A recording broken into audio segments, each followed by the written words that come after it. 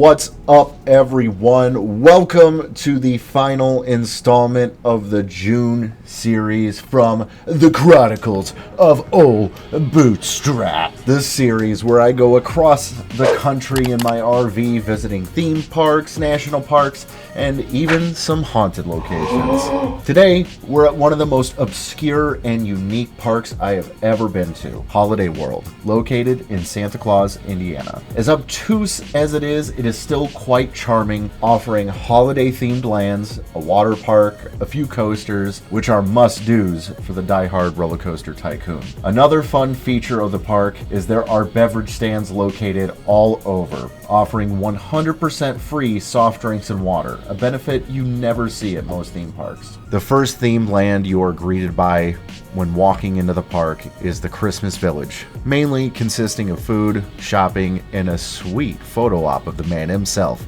Santa! The next land is Halloween, followed by 4th of July, and ending in Thanksgiving. There is also a Splashin Safari. However, we didn't take any time to check out the water park because we were here for one thing: free sodas!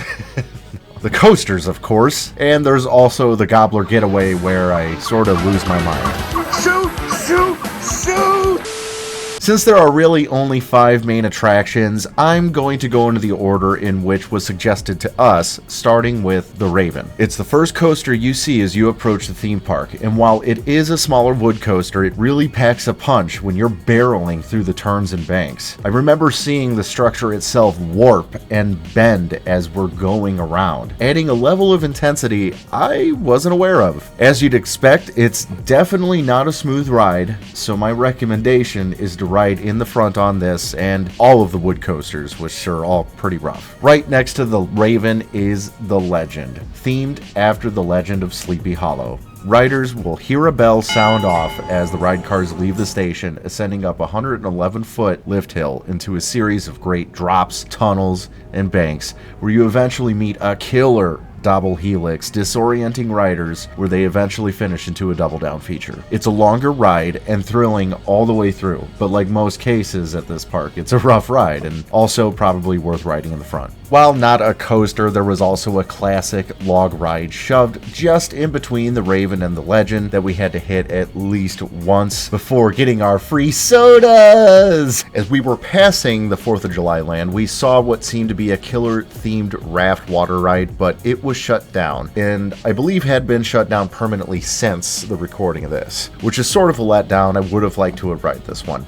Anyhow, getting into Thanksgiving, we see our next target, the Voyage. Now this one, I can absolutely see why coaster enthusiasts from all over say this is a must-do, and it does not disappoint. Unfortunately, we couldn't get a night ride on this one, but if you can, it's supposed to be up there with the likes of the Beast and Mystic Timbers at night. In 2013, Time magazine named the Voyage the top wooden roller coaster in the nation. This relentless coaster is an air-time machine, with riders experience a feeling of weightlessness for nearly 25 full seconds. It takes the traditional out and back layout to the edge of insanity, with one of the steepest drops on any wood coaster in the world. It's 1.2 miles long, placing it amongst the planet's 2 longest wooden roller coasters. The Voyage also has 3 sections of extreme 90-degree banking, 5 underground tunnels, which is a world record, and some of those tunnels are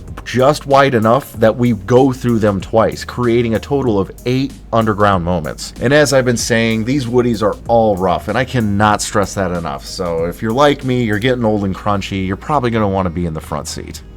The Voyage was probably one of my favorites of the park until I got on Gobbler Getaway. Something about this attraction stunk of pure evil. Greeted by a granny with her dusty kitty, threatening us with those off-style blasters, warning us of the incoming turkey invasions. We did our best to move on and just get on with the ride, but we weren't prepared for what was next. It was an all-out attack. That's when we realized Granny was right the whole time, so we did what we had to. Taking out turkeys left and right. The constant screech of their alien gobbles haunt my thoughts, driving me to the brink of insanity. Made it to Cousin Eddie's home base, only to be ambushed. Oh, it's an ambush!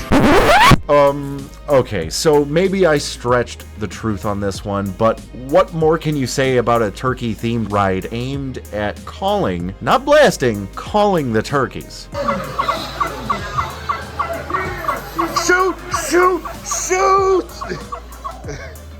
Before we get to the final coaster in the park, please consider subscribing to the channel if you haven't already, dropping a like, and leaving a comment below letting me know if you've ever been to this park or even knew it existed. The final coaster, of course, is Thunderbird, a steel launching coaster that sort of gives me Gatekeeper vibes for some obvious reasons, but for such a small coaster wedged into the back of the park, the launch it provides is definitely top tier. Are you ready for launch?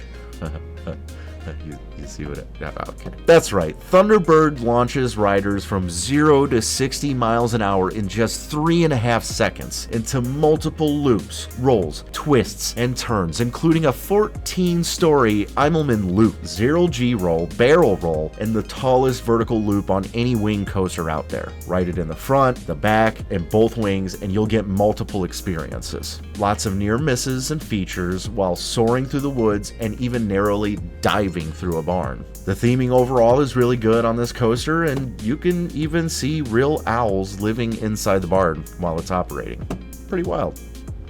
Holiday World, while a small independent theme park, is so unique and charming in its own obscure way. The ride operations aren't as top-notch as they are in places like Cedar Point or Kings Island, but I can't imagine most people ever even heard of this place to begin with, so let's be real, it's certainly in a class of its own. Coaster junkies will no doubt enjoy adding credits by visiting this park, and it's a real casual day overall. It's not the typical bum rush as it would be when you're rope dropping Disney just to get a chance to ride a new attraction. Thanks for watching. Let me know if you've enjoyed this June series of The Chronicles of Old Bootstrap. In the next few episodes, I'll be changing gears and we'll be visiting some haunted locations and a few other random places. Remember, keep growing your prosperity, wealth, and freedom, and we'll see you on the other side. It's spooky. It's spooky. Fucking spooky. The foot? It's like a first-person shooter. And we're gonna kill these fucking turkeys. Fuck you, turkey! Wait. Oh no. Friend kill. Friend kill. Hollow swings. Scarecrow scrambler. He's so scary. Poor Snoopy's falling on hard times, huh? Yeah. Sorry, buddy.